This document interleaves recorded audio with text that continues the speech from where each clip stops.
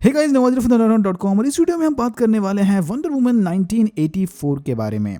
इसके spoiler free review के लिए डिस्क्रिप्शन बॉक्स में दिए गए लिंक्स को चेक करें। इसकी शुरुआत होती है एक फ्लैशबैक सीन से, जहां यंग डायना थेमिस्कीरिया में चले किसी कंपटीशन में हिस्सा लेती है। शुरुआत में तो डायना सारे कॉम्पिटिटर्स को पीछे छोड़ देती है, बट रेस में आगे रहने के चक्कर में इसका ध्यान भटक जाता है और वो घोड़े से गिरकर खुद पीछे रह जाती है। कंपटीशन जीतने के लिए आखिरी चेक पॉइंट को स्किप करके डायना शॉर्टकट लेकर फिर सबसे आगे हो जाती है, बट एन मोमेंट पर उसकी आंट एंटायोपी उसे कंपटीशन से बाहर खींच लेती है। यहाँ एंटायोपी और डायना की मदर हिप्पोलिटा इसे समझाते हैं कि जीतना ही सब कुछ नहीं होता, जीतने के लिए सारे रूल्स भी फॉलो करने पड़ते हैं, शॉर्टकट्स लेना ठीक बात नहीं। फिर ये दोनों डायना को इनकी गोल्डन वॉरियर एस्टीरिया का एग्जाम्पल देकर उसे सच्चाई का पाठ पढ़ाते हैं। जीतने के लिए शॉर्टकट्स लेना और सच्चाई वंडर वुमन 1984 की कहानी का बहुत बड़ा हिस्सा है, तो इस सच्चाई के पार्ट और गोल्डन वॉरियर एस्टीरिया के नाम को याद रखना। जब ज़ूस ने थेमिस्कीरा को बनाया था, तब अकेली एस्टीरिया ने सारे मैन या ह्यूमन आर्मी को रोक के रखा था ताकि बाकी के अमेज़ोनियंस सही सलामत थेमिस्कीरा पहुंच जाएं। एस्टीरिया एक स्पेशल टाइप का पंख लगा गोल्डन आर्मर पहनती थी।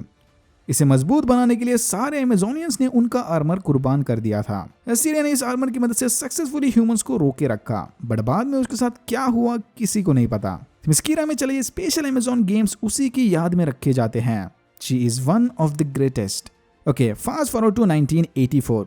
डायना शॉपिंग मॉल में चली एक चोरी को रोक लेती है, बट बाद में इन्हें पता चलता है कि जिस शॉप में वो चोरी हुई थी वो लोग सीक्रेटली एंटीक ऑब्जेक्ट्स का ब्लैक मार्केट चला रहे थे। फिर हमारी मुलाकात होती है डॉक्टर बारबरा मिनर्वा से, जो डायना के साथ Smithsonian national museum of natural history में काम करती है। डॉक्टर बारबरा के इंट्रो सीन से ही हम समझ जाते हैं कि ये काफी अनकूल और इनसिक्योर टाइप की लेडी है।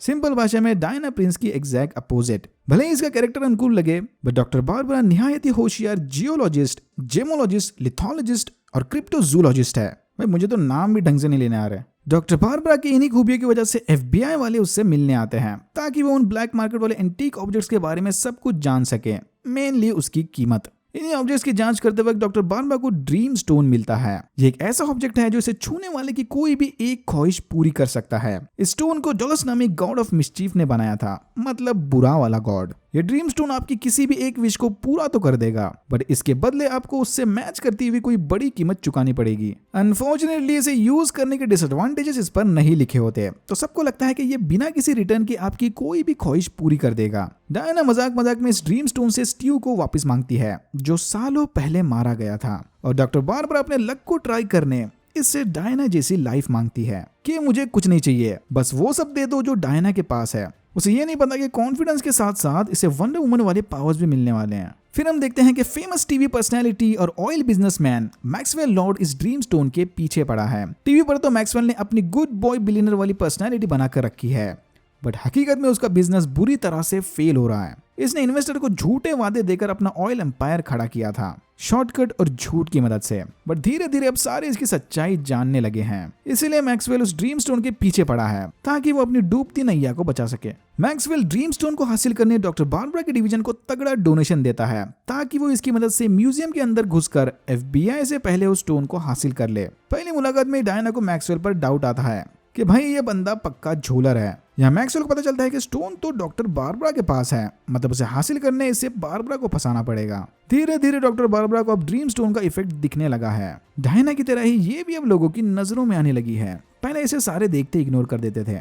फिर मैक्सवेल गाला डिनर के दौरान डॉक्टर बारबरा को अपने प्यार के जाल में फंसाकर उससे वो ड्रीम स्टोन ले लेता है। इसी गाले में डायना की मुलाकात स्टीव से होती है, जो पता नहीं किसी तरह दूसरे बंदे की बॉडी में फिर से जिंदा हो गया। इसकी शक्ल बाकियों को तो अलग लगती है, बट डायना को इसमें सीधा सीधा स्टीव दिखता है। डायना समझ जाती है कि ये सब उस ड्रीम स्टोन का किया धरा है, बट फिर वो बाकी सारी चीजों को इग्नोर करके अपना पूरा फोकस स्टीव पर लगाती है। सालों से अकेला रहने के बाद फाइनली इसे अपना पहला प्यार वापस मिल गया। इसी चक्कर में डायना ड्रीम स्टोन और मैक्सवेल को पूरी तरह से भूल जाती है। वो गाले में आई थी ताकि मैक्सवेल के बारे में थोड़ा और जान सके। डायना को ड्रीम स्टोन के बॉक्स से मिली रिसीप्ट पर मैक्सवेल का नाम मिला था। मैक्सवेल ड्रीम स्टोन से स्पेशल विश मांगकर खुद ड्रीम स्टोन बन जाता है, मतलब अब ये किसी की भी एक विश पूरी कर सकता है। वाह भाई, क्या जुगाड़ मारा है। ड्रीम स्टोन के पावर्स लेने के बाद मैक्सवेल जाकर साइमन स्टैक से मिलता है, उसकी कंपनी का सबसे बड़ा इन्वेस्टर। फिर अपनी नई पावर्स की मदद से मैक्सवेल साइमन को फंसाकर उसके मुंह से अपना खुद का सक्सेस मांगता है।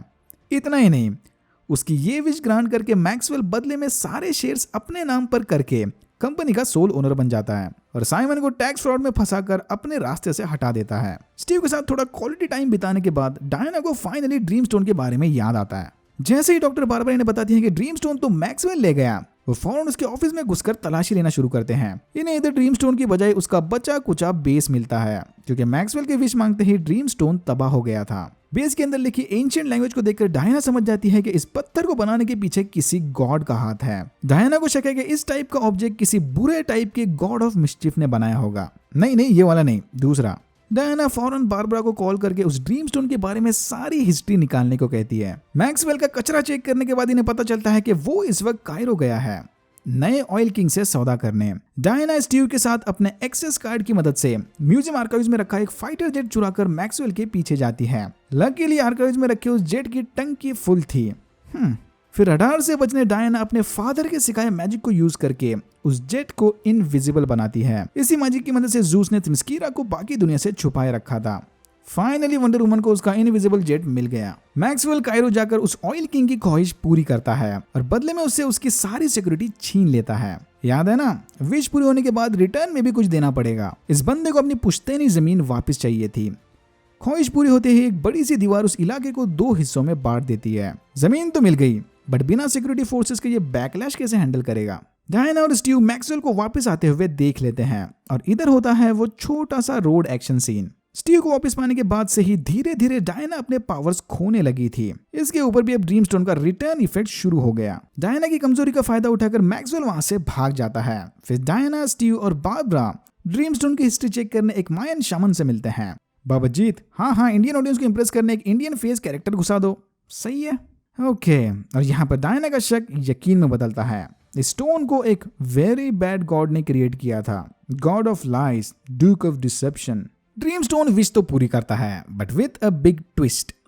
विश पूरी होने के बाद ड्रीम स्टोन आपसे कोई वैल्यूएबल चीज बदले में वापस लेगा। डायना की सिचुएशन में वो वैल्यूएबल चीज थी उसके पावर्स। ड्रीम स्टोन के इफेक्ट को अगर रिवर्स करना है तो या तो आपको आपकी विश वापस मांगनी होगी, रेनाउंस द विश, या फिर ड्रीम स्टोन को खत्म कर दो। अब क्योंकि मैक्सवेल खुद ड्रीम स्टोन बन गया है, डायना उसे मारना नहीं चाहती, ना ही उसे अपने विश को रिनाउंस करके स्टीव को फिर से खोना है। तो ये लोग डिसाइड करते हैं कि वो कुछ और रास्ता ढूंढेंगे। इधर बारबरा समझ जाती है कि अगर इन्होंने ड्रीम स्टोन को बर्बाद कर दिया तो वो खुद भी अपने पावर से हाथ धो बैठेगी। इसीलिए बारबरा भी ड्रीम स्टोन या मैक्सवेल को तबाह करने के सख्त खिलाफ है। मैक्सवेल धड़ाधड़ एक के बाद एक लोगों की विशेष पूरे करने लगता है और उनसे बदले में अपनी मतलब की चीजें मांगने लगता है। ये ड्रीम स्टोन बनना मैक्सवेल की बॉडी को रास नहीं आता और धीरे धीरे उसका इफेक्ट इसकी हेल्थ पर दिखने लगता है।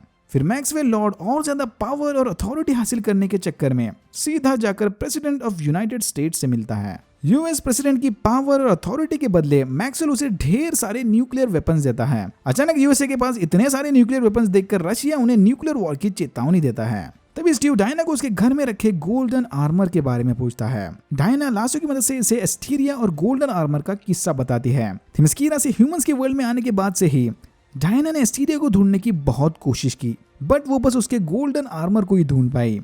फिर इन दोनों को पता चलता है कि मैक्सवेल प्रेसिडेंट से मिलने व्हाइट हाउस गया है। प्रेसिडेंट को मिलकर वापस लौटते वक्त मैक्सवेल को इनके सीक्रेट ब्रॉडकास्ट प्रोग्राम के बारे में पता चलता है, जिसकी मदद से यूएस गवर्नमेंट अगर चाहे तो दुनिया भर के ब्रॉडकास्ट सिग्नल को इंटरप्ट करके अपना खुद का ब्रॉडकास्ट उन्हें जबरदस्ती दिखा सकती है। अपेरेंटली ये प्रोग्राम स्पेशल टाइप की पार्टिकल बीम्स यूज करता है। मैक्सवेल फौरन समझ जाता है कि इन पार्टिकल बीम्स की मदद से वो दुनिया के सारे लोगों से एक साथ कनेक्ट होकर उनकी ख्वाहिशों को पूरा कर सकता है। बदले में मैक्सवेल उन सब से उनकी हेल्थ लेगा ताकि वो अपनी सेहत पर होने वाले ड्रीम स्टोन के इफेक्ट को खत्म कर सके। डायना और स्टीव व्हाइट हाउस जाकर मैक्सवेल को रोकने की कोशिश करते हैं, बट फिर बारबरा वहां आकर उसे बचा लेती है।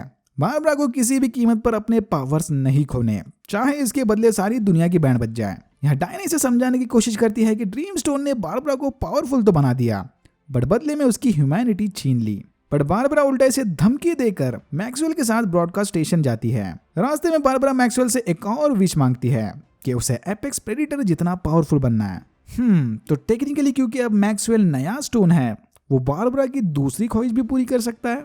I don't know. दुनिया को न्यूक्लियर वॉर से बचाने की खातिर स्टीव डायना को उसकी विश वापस लेने के लिए मनाता है। डायना स्टीव को फाइनल गुड बाय बोलकर अपनी विश रिनाउंस करती है। ओह बाय द वे, स्टीव के जाने के बाद उसकी याद में डायना ने किसी तरह उड़ना भी सीख लिया। फिर रिफ्रेश्ड और पावरफुल डायना एस्टीरिया का गोल्डन आर्मर पहनकर मैक्सवेल को रोकने जाती है। ब्रॉडकास्ट स्टेशन पर पहुंचते ही डायना का सामना बारबरा से होता है, जो अब एक फुल एपेक्स प्रेडेटर या चीता में ट्रांसफॉर्म हो गई। बाहर बारबरा को शॉक देकर बेहोश करने के बाद डायना अंदर जाकर मैक्सवेल को रोकने की कोशिश करती है। मैक्सवेल ने ऑलरेडी ब्रॉडकास्ट स्टेशन की मदद से सबकी विशेष पूरी करना शुरू कर दी और बदले में उनसे उनकी हेल्थ ले ली। फिर डायना लॉस ऑफ ट्रूथ को मैक्सवेल के पैर पर बांधकर खुद सारी दुनिया से कनेक्ट होती है और उन्हें ड्रीम स्टोन की सच्चाई बताकर सबको अपने अपने विशेष वापस लेने को कहती है। फिर डायना मैक्सवेल को सारी दुनिया का हाल दिखाती है। वो इस विजन में अपने बेटे को भी देखता है, जो बाहर चले केओस में भटकते हुए अपने पापा को ढूंढ रहा था। फाइनली अपने बेटे की खातिर मैक्सवेल भी उसकी विश रिनाउंस करता है और सब कुछ टेनेट स्टाइल में रिवर्स होकर ठीक हो जाता है। अब यहाँ पर पहला सवाल, क्या मैक्सवेल के विश रिनाउंस करते ही सबके विश भी रिनाउंस हो गए, या फिर हर एक को individually I renounce my wish बोलकर अपनी विश वापस लेनी पड़ेगी? क्योंकि वह न्यूक्लियर वाला रिवर्स फ्लो तो प्रेसिडेंट की विश वापस लेने के बाद ही हुआ था। देख के लग रहा है कि वाकई में हर एक को इंडिविजुअली अपनी विश वापस लेनी होगी। बट फिर उनका क्या होगा जो ऐसा नहीं करेंगे? या फिर लॉस ऑफ ट्रूथ के कांटेक्ट में आने के बाद सबने अपनी विश वापस ले ली? एक और इम्पोर्टेंट सवाल, अगले सीन में हम देखते हैं कि बारबरा अपने ह्यूमन रूप में आकर सनसेट को देख रही थी, तो क्या इसने भी अपनी विश रिनाउंस कर ली? क्या इसे 2 बार विश को रिनाउंस करना पड़ेगा? मेरे हिसाब से तो पहली बार ड्रीम स्टोन ने इसे डायना के पावर्स दिए थे और दूसरी बार मैक्सवेल ने इसे एपेक्स प्रेडेटर बनाया था। तो क्या इसने एक विश वापस ले ली और एक ऐसी ही छोड़ दी? एंड सीन में हम देखते हैं कि डायना मस्ट रीस्टोर दुनिया में क्रिसमस मना रही है और जिस बंदे के अंदर स्टीव की आत्मा आई थी उसे डायना के बारे में कुछ भी याद नहीं। तो जब इसके अंदर स्टीव की आत्मा गई थी तो इसकी ओरिजिनल आत्मा कहाँ गई थी? कि डायना के विश को रिनाउंस करने के बाद ये सब कुछ भूल गया और स्टीव का वजूद हमेशा के लिए मिट गया? अगर ऐसा है तो इस बात का पूरे वर्ल्ड के टाइमलाइन पर क्या इफेक्ट होगा? सब लोग भूल गए या फिर बस जो लोग अफेक्टेड थे वही लोग भूल गए, या कोई नहीं भूला? अगर कोई नहीं भूला तो इस बंदे को डायना के बारे में कुछ याद क्यों नहीं? इतने सारे सवालों को ओपन छोड़कर मूवी एंड कर दी और फिर अनाउंस कर दिया कि वंडर वुमन 3 टाइम जंप लेकर प्रेजेंट की स्टोरी बताएगी। अरे भाई, पहले पास्ट तो क्लियर कर दो। किसी ने इस बात का रिकॉर्ड नहीं रखा कि 1984 में ऑलमोस्ट न्यूक्लियर वॉर होते होते बच गया और एक बंदा टीवी पर आकर सबके विशेष पूरे कर रहा था। अगर रिकॉर्ड रखा होता तो डायना का ऑडियो वगैरह भी तो रिकॉर्ड होता। माना कि वो एक्शन सीन्स के दौरान कैमरास तोड़ रही थी, बट कहीं तो ऑडियो या वीडियो प्रूफ होगा ना, एटलीस्ट व्हाइट हाउस में? ऑब्वियसली नहीं है। अगर होता तो ब्रूस वेन को डायना के बारे में इन्फॉर्मेशन निकालते वक्त 1984 का कुछ तो मिल जाता। उसे बस एक पुराना फोटोग्राफ मिला था, बस उतना ही। He is the world's greatest detective. Diana को छोड़ो, चलो मैक्सवेल के साथ क्या हुआ? उसे कुछ सजा वगैरह मिली या ऐसे ही खुला छोड़ दिया? यार ये ना इतने सारे पॉइंट्स ओपन छोड़ देते हैं और बाद में बोलते हैं कि फैंस ओवर रिएक्ट कर रहे हैं, इतने एक्सपेक्टेशंस मत रखो, इट्स जस्ट अ मूवी। ऐसे कैसे भाई? मूवी बनाने से पहले एटलीस्ट स्क्रिप्ट तो पूरी कर देते। एनीवेज, फिर एंड क्रेडिट सीन में हम देखते हैं कि एस्टीरिया जिंदा है और वो भी डायना की तरह ही ह्यूमंस के बीच अपनी सीक्रेट लाइफ जी रही है। जो लोग नहीं जानते, यहाँ एस्टीरिया का कैरेक्टर को लिंडा कार्टर ने प्ले किया है। लिंडा कार्टर ने 1975 में आई टीवी सीरीज में वंडर वुमन का कैरेक्टर प्ले किया था, तो कहा जा सकता है कि she is the OG wonder woman. Alright, that's it for now. अगर आपको वीडियो अच्छा लगा तो please like, share and subscribe for more videos like this. मैंने ऐसे और भी वीडियोस बनाए जिनके लिंक्स आपको डिस्क्रिप्शन बॉक्स में मिल जाएंगे। Thank you very much for watching and I am hoping to see you in my next one.